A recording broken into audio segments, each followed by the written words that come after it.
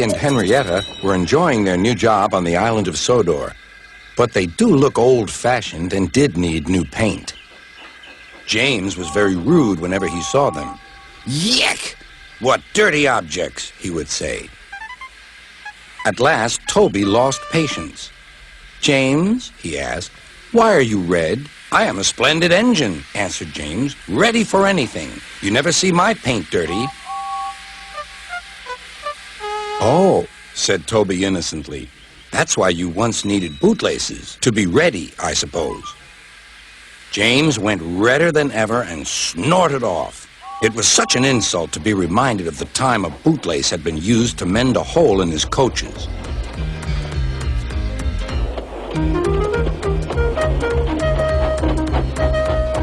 At the end of the line, James left his coaches and got ready for his next train.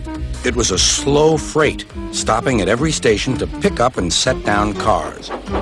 James hated slow freight trains.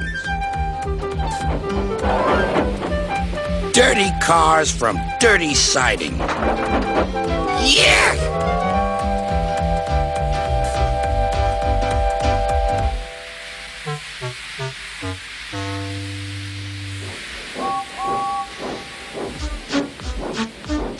Starting with only a few, he picked up more and more cars at each station till he had a long train.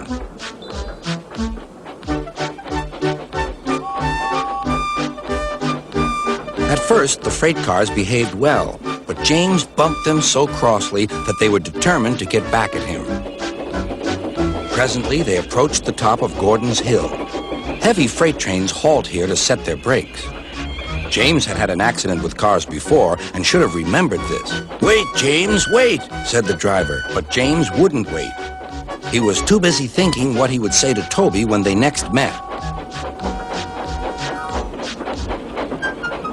The freight car's chance had come.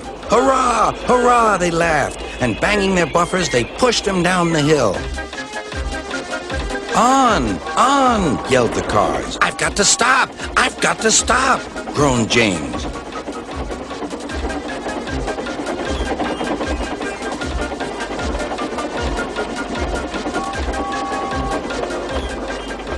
Disaster lay ahead.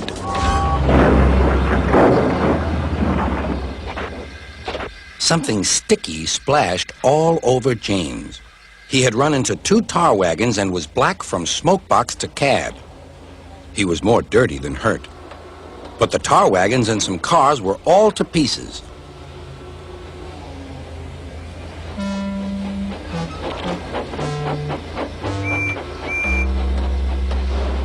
Toby and Percy were sent to help and came as quickly as they could. "Look here, Percy," exclaimed Toby. "Whatever is that dirty object? That's James, didn't you know?" "It's James's shape," said Toby. "But James is a splendid red engine, and you never see his paint dirty." James pretended he hadn't heard.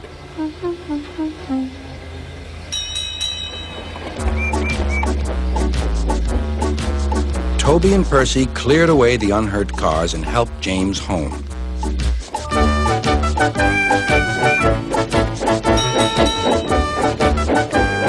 Sir Topham Hatt met them. "Well done, Percy and Toby," he turned to James. "Fancy letting your cars run away. I am surprised. You're not fit to be seen. You must be cleaned at once. Toby shall have a new coat of paint." "Please, sir, can Henrietta have one too?" said Toby. "Certainly, Toby." "Oh, thank you, sir. She will be pleased." All James could do was watch Toby as he ran off happily with the news.